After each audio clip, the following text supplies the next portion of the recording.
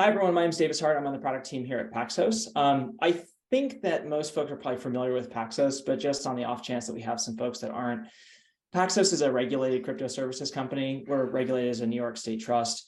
We provide crypto infrastructure to financial institutions that really enables them to expose crypto trading to their end users. We work primarily with regulated financial institutions.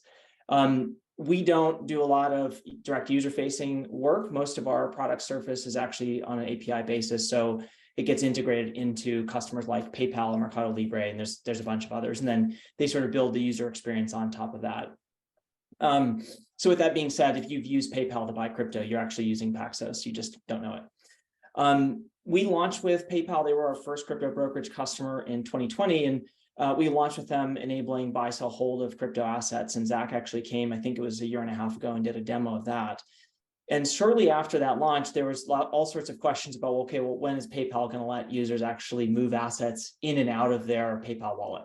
At the time, you could just buy, sell, hold. And so what we're here to demo today is the launch that we did with PayPal in June, and then more recently at fully GA, the ability for Paxos customers to enable their users to deposit and withdraw crypto assets directly from their digital wallet without going back to fiat and using the banking rails to move value to another provider.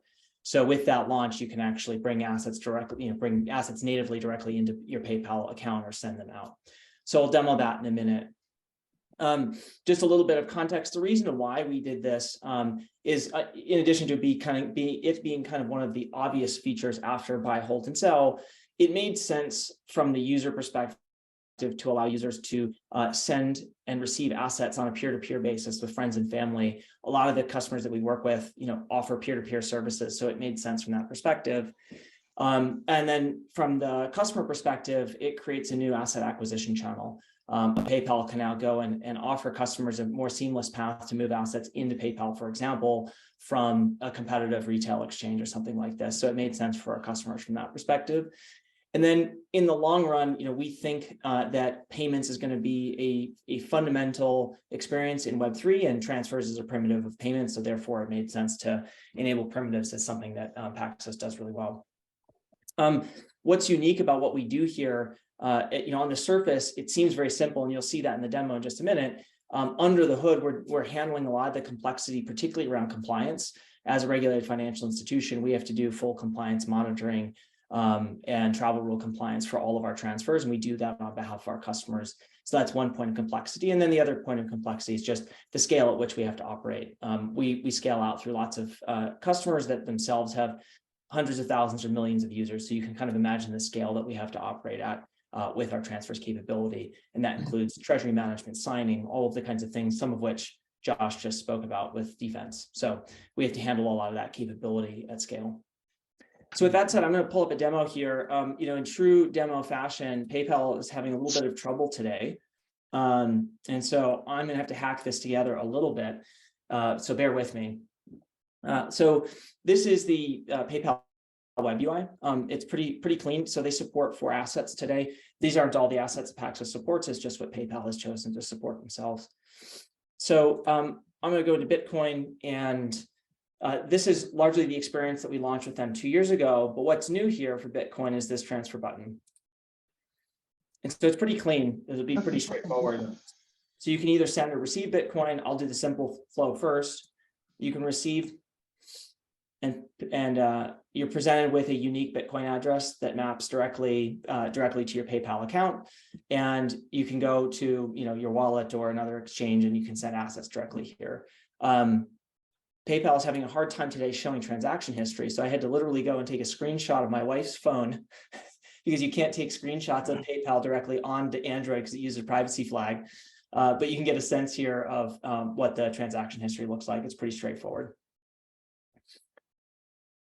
The flow that gets a little bit more complex is the sending flow.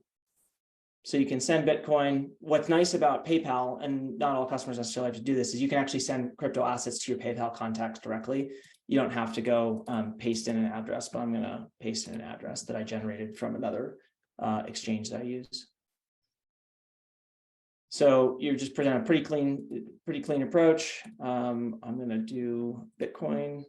And you'll get to see how apparently in the process of setting up this demo, I logged into PayPal on one too many computers and borked my account. So it'll probably fail, which is like classic for demos. But fortunately, we have a screenshot. And so what would normally happen is that you're presented with a confirmation screen. Oops, sorry, this one over here on the right. And as a user, you're basically presented with how much you're sending, a network fee, and a delivery time. And what's interesting about one of the features we offer is that this network fee is guaranteed. So if you, I think you have about 5 minutes for the fee, and if you click send now, then we guarantee that fee, and that's what you pay, whether regardless of what Paxos ultimately pays on chain. And then likewise, at the very end, then once the withdrawal is initiated, you get an updating status that explains when it's been broadcast, and then when it's been what PayPal calls completed, which is after a sufficient number of block times. And then you're presented with the final transaction history with all the details here.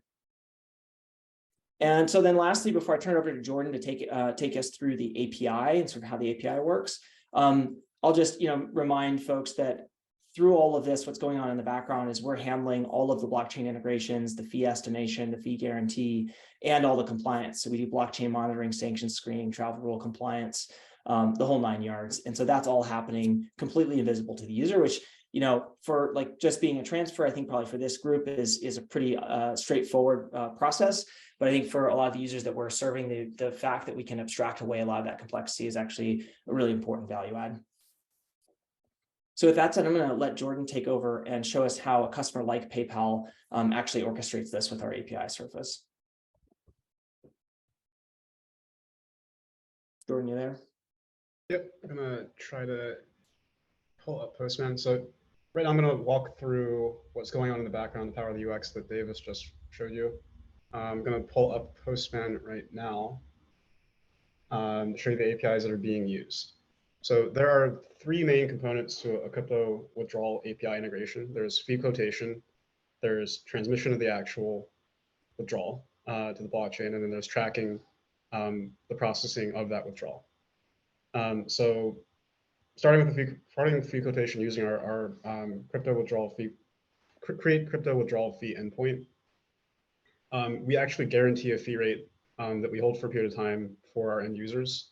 In reality, what we're paying to the blockchain is going to be variable, right? Because it depends on when we actually transmit it and like what the actual prevailing rates are, which could have shifted between the time that we quote for the user and the time the user actually accepts it.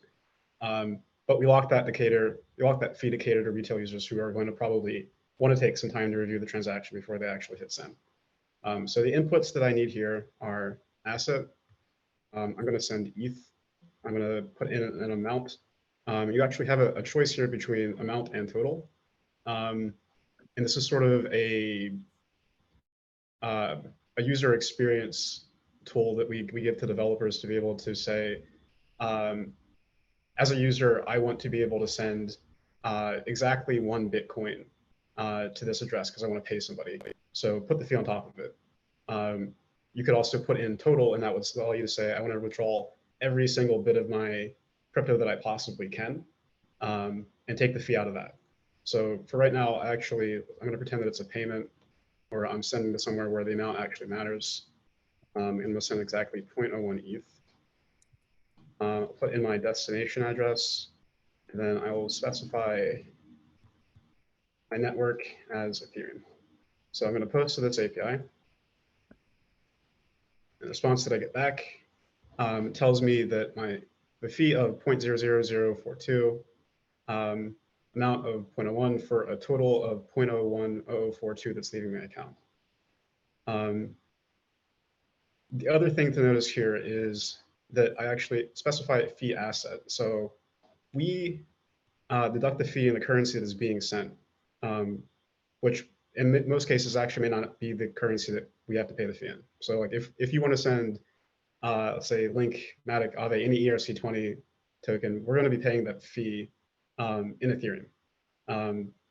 But for user experience purposes, we deduct that from them in the currency that they're actually trying to send. Because if I want to send Aave to somebody, I may not actually have ETH in my balance. And as like a consumer purpose, that's really not a great experience. So if I change this here to Aave, back my asset, the fee changes, asset is an Aave. Change this back to ETH.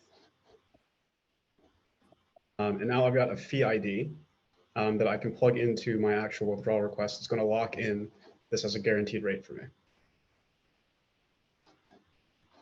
So going to the create crypto withdrawal actual endpoint here, plug in my fee ID.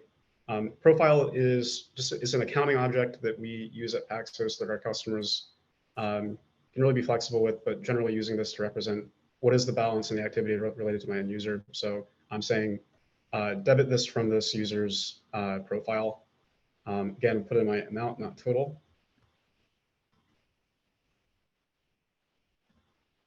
And I'll plug in my destination address again.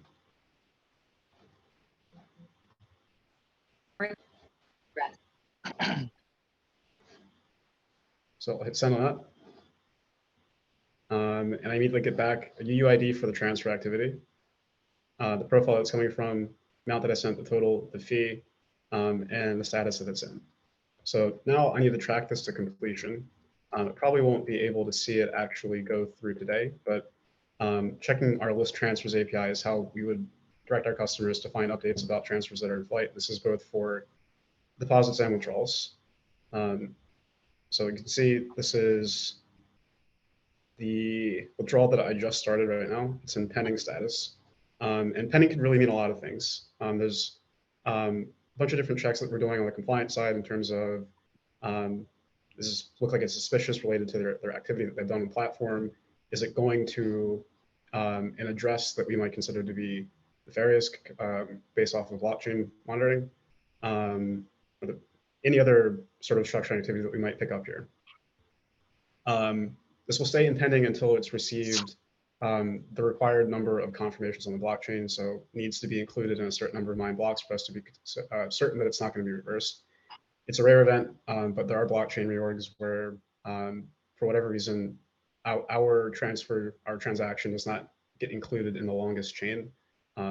So effectively, the transaction never really happens, and the user would see their funds go out the back. This fails, and they'd have to retry again. Looking down at a completed transfer here, I'll make this bigger. Look here, we actually provide crypto transaction hash as soon as it's broadcast to the blockchain. So this is something that developers can surface up to the end user to allow them to go look at or link out to a blockchain explorer if they want to see exactly the activity that's happening on them. If they want to know more than just it's pending, they can see exactly how many confirmations that transfer has received. And then very quickly on the deposit flow, the main thing to highlight here is that deposits are linked to end users in some way, whether it's a profile or account object. In this case, I'm just posting a profile ID in the network. I will post to create the deposit address API, and I get back all this information telling me where I can actually deposit to. So here's my address for Ethereum. As an end user, you're going to have at least one address for each blockchain for the assets that we support. So you'll have a Bitcoin address, a Bitcoin Cash address, an Ethereum address, so on and so forth. So this is the high-level functionality of everything that we've built and rolled out. As Davis mentioned, we're supporting users on PayPal with this. We've rolled this out to Mercado Libre in Brazil as well, and really seeing a lot of positive adoption among our customer base and seeing this as a popular feature that we expect to take off. So over the next few quarters to a year, we're going to continue to refine this and make improvements, layer in new features as we get feedback from our customers. But we've been really excited with how it's been adopted so far.